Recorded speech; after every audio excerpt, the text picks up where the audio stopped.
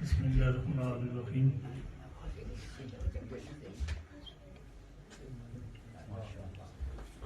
الیہ یصعد الکلم الطیب والعمل الصالح یرفعہ. صدق اللہ مولانا العظیم ببرکۃ ان اللہ وملائکتہ یصلون علی النبی یا ایھا الذین آمنوا صلوا علیہ وسلموا تسلیما. سیدنا سیدنا محمد مبارک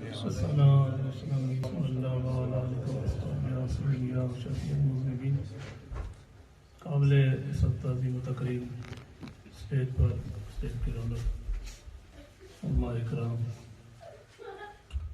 اور معزز بزرگوں دوستوں کی ساتھیوں اور اس پاکیزہ مجلس کے بانی اور سرپرست میرے مشفق المہربان اور اپنی فصائل نام برکات ملالیہ قبلہ شاہ صاحب بھی تشریف فرمائے.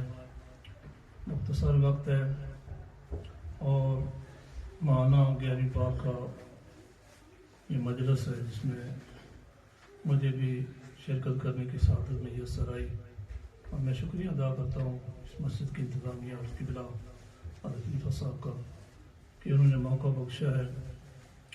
قرآن کریم کی میں نے آئے مبارکہ کا ایک حصہ آپ کے سامنے تلاوت کی ہے. رب تعالیٰ کا ارشاد ہے کہ الیہ اسی کی طرف یصعد چڑھتے ہیں عروج پڑھتے ہیں کلمۃ طیبہ جو تمہاری زبانوں سے پاک کلمے نکلتے ہیں وعمل الصالح یرفعہ اور جو تم اعمال صالح کرتے ہو وہ بھی اسی کی طرف چڑھتے ہیں عروج کرتے ہیں پرواز کرتے ہیں. ہم جو زبان سے کلمہ کوئی نکالتے ہیں کلمہ شریف ہو نماز ہو قرآن کی تلاوت ہو اور کوئی درود شریف ہو استغفار ہو جو کلمات یہ بات ہم نکالتے ہیں کوئی دائیں بائیں یہاں پر نہیں بکھر جاتے ہیں. یہ خوشبو بن کر نور بن کر اوپر آسمانوں کی طرف پرواز کرتے ہیں. سے میں مجلس میں بیٹھا ہوں ختم خواجگان بھی ہوا ہے ذکر بھی ہوا ہے. حضرات گرامی چلتے چلتے بندہ یا حی یا قیوم پڑھتا ہے لا الہ الا اللہ پڑھتا ہے استغفار پڑھتا ہے یا اللہ یا رحمان پڑھتا ہے روزہ رکھتا ہے وضو کرتا ہے اس میں استغفار پڑھتا ہے جمعہ پڑھتا ہے اور حج حرمین شریفین حاضری دیتا ہے حج عمرے کرتا ہے اور زبان سے نیکی بولتا ہے نگاہ سے نیکی دیکھتا ہے زبان سے کوئی عدل کی بات کرتا ہے. یہ سارے پاکیزہ اعمال خوشبو بن کر نور بن کر پرواز کرتے خدا کے بارگاہ میں پہنچتے. سبحان اللہ. یہ کہاں سے گزرتے ہیں؟ آسمان کے دروازوں کو عبور کر کے بارگاہ خدا بندی میں پہنچتے ہیں. اور حدیث میں آتا ہے کہ سارے اعمال جو ہیں وہ اللہ کی بارگاہ میں خوشبو اور نور کی صورت میں پہنچائے جاتے ہیں. ایک عمل ہے جو پہنچایا نہیں جاتا ہے خود پہنچ جاتا ہے. تو کون سا عمل ہے؟ کلمہ طیبہ یہ جو پڑھتے ہو اور پڑھنے میں ہم تو تھوڑی کثافت بھی غفلت بھی کرتے ہیں. یہ کلمہ شریف وہ عمل ہے کلمہ طیبہ ہے پاکیزہ عمل ہے جو پہنچایا نہیں جاتا. ادھر سے بندہ خدا زبان سے ادا کرتا ہے فوراً خدا کی بارگاہ میں رسائی حاصل کرتا ہے. امام جزری رحمۃ اللہ علیہ ارشاد فرماتے ہیں حدیث بیان کرتے ہیں حسن حسین کتاب ہے. آپ ارشاد فرماتے ہیں نبی کریم صلی اللہ علیہ وسلم کی حدیث بیان فرماتے ہیں کہ لا الہ الا اللہ حسنی ومن دخل حسنی کان آمنا.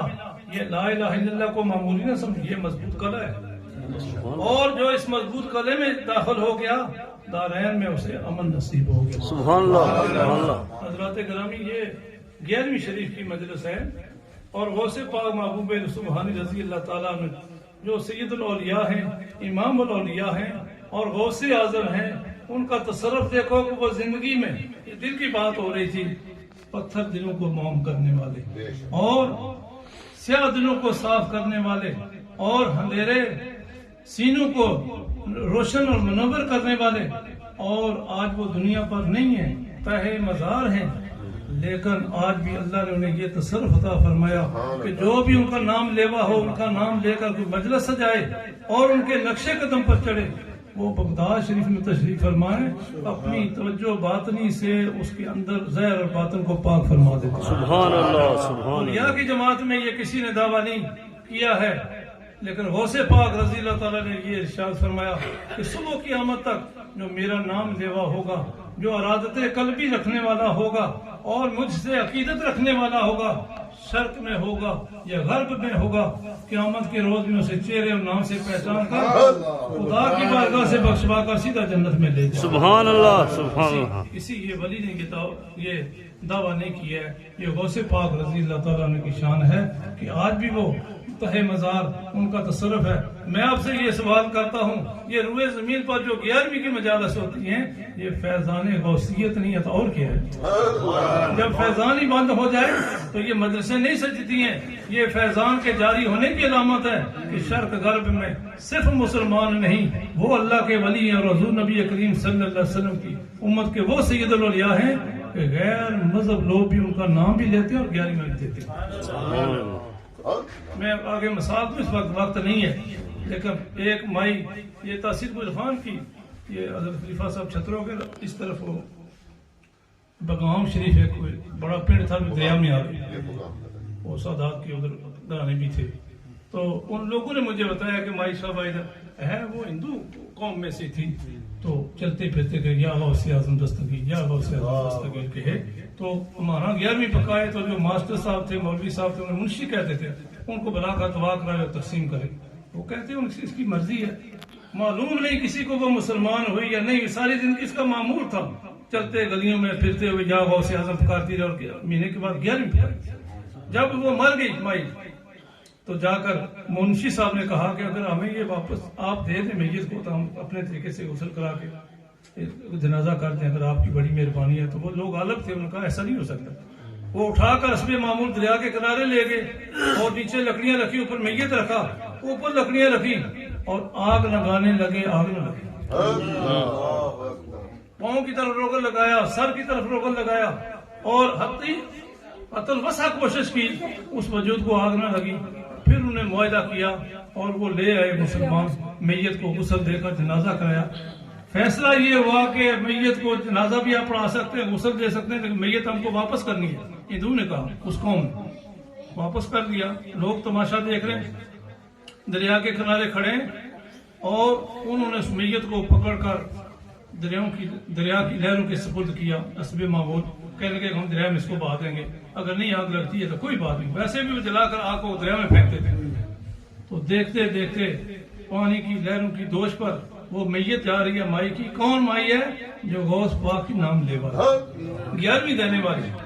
اور چلتے چلتے آگے جا کر کافی دور نظر وہ لہروں نے اس کو کنارے لگا دیا، اور جب کنارے لگایا تو کھڑی ہوگی، دیکھ رہے ہیں کہ میت کھڑی ہے، اوپر سے وہ جو ٹیلا تھا اس مٹی کا کنارے میں وہ ایسے گرا اور مائی کی میت نیچے چلی۔